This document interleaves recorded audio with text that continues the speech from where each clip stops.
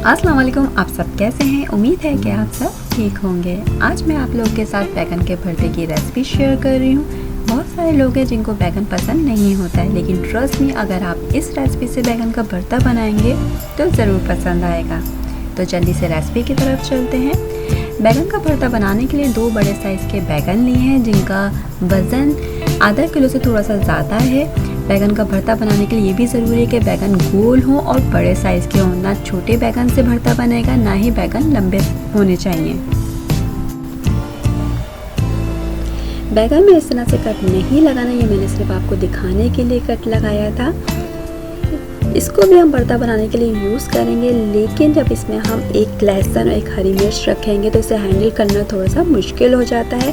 बैगन में हमें 4 डीप कट लगाना है और इस तरह से लगाना है कि ना ऊपर से और ना नीचे से जो है बैगन अलग हो।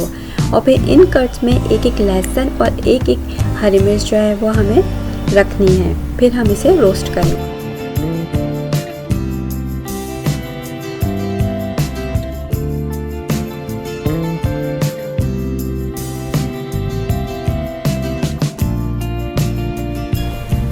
बैगन को इस तरह से चूल्हे पे रख के रोस्ट करेंगे।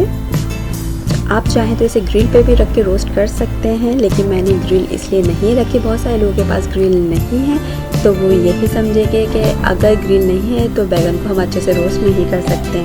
अब ये देखें, डायरेक्ट चूल्हे पे रख के मैं इसे रोस्ट कर रही हूँ और इसको थोड़ी देर बाद जो है वो टर्न करती रहूँगी।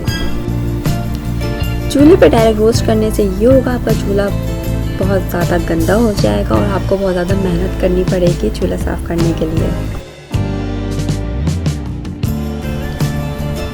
आप देख सकते हैं रोस्ट करने के बाद इसकी स्किन इस तरह से हो जाएगी और फिर हम इसे जो है ऊपर से निकाल लेंगे और इसके अंदर जो लहसुन और हरी मिर्च है उसे भी निकाल के हम अलग रख लेंगे। इसकी स्किन साफ़ करने के बाद हम इसे बॉल में जो है वो कवर करके रख देंगे, ताकि जो इसका स्मोक है वो इसी के अंदर ही रहे। टमाटर को भी हम रोस्ट कर लेंगे। चाहे तो आप डायरेक्ट चूल्हे पे रख दीजिए या फिर आप छुरी की नोक पे लगा के उसे रोस्ट कर लें। टमाटर को अच्छे से रोस्ट करने के बाद जो इसका छिलका है उसको भी हम हटा देंगे। बैगन का भरता बनाने के लिए मैंने सरसों का तेल लिया है, तकरीबन आधा कप सरसों का तेल लिया है। इसे पहले हम जला लेंगे। आप ये देख सकते हैं इसका कलर जो है वो चेंज हो चुका है। अभी इस टाइम पे ये बहुत ज़्यादा गर्म है, इसमें हम कुछ भी डालेंगे तो वो एकदम से जला देगा। तो थोड़ी देर के लिए मैं चूल्हा बंद कर दूँगी ताकि थोड़ा सा ये नॉर्मल टेम्परेचर पे आ जाए। फिर हम इसमें डालेंगे लहसुन।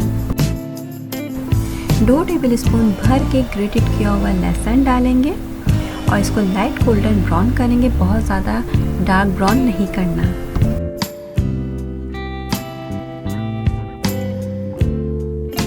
दो आधा दरमियानी साइज की रफली चॉप प्याज डालेंगे इसमें।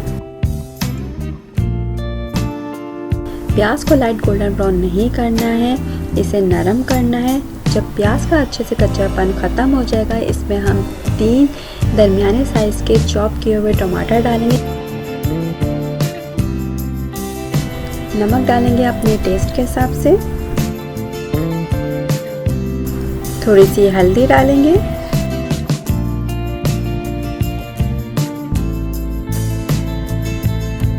कुटी हुई लाल मिर्च, लेकिन अगर आप चाहें तो सिर्फ हरी मिर्च डाल के भी बना सकते हैं। लहसुन और हरी मिर्चें हैं ये, जिसे हमने बैगन के साथ रोस्ट किया था, इसे रफली चॉप कर लिया। इस टाइम पे हम इसे मसाले में डालेंगे। मसाले को अच्छी तरीके से भूनेंगे। टमाटर जो है वो हमने रोस्टेड डाले थे, जो कि पहले से ही नरम थे, लेकिन अगर आपको लग रहा है थोड़े से सख्त हैं तो आप इसमें थोड़ा सा पानी डाल के इसे कवर करके पका लीजिए। मसाला अच्छे से भुन चुका है, इसमें रोस्टेड किए हुए बैगन डालेंगे।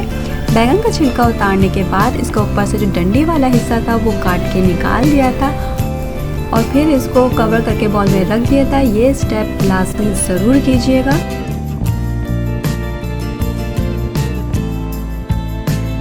थोड़ी सी हरी मिर्चें और कड़ी पत्ता डालेंगे।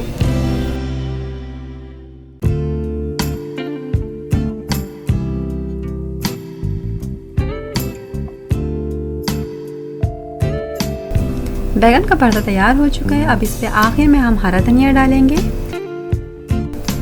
इस रेसिपी को ज़रूर ट्राई कीजिएगा और हमें अपनी दुआओं में ज़रूर याद रखिएगा। फिर मिलते हैं एक नई रेसिपी के साथ, तब तक के लिए अल्लाह हाफ़िज़।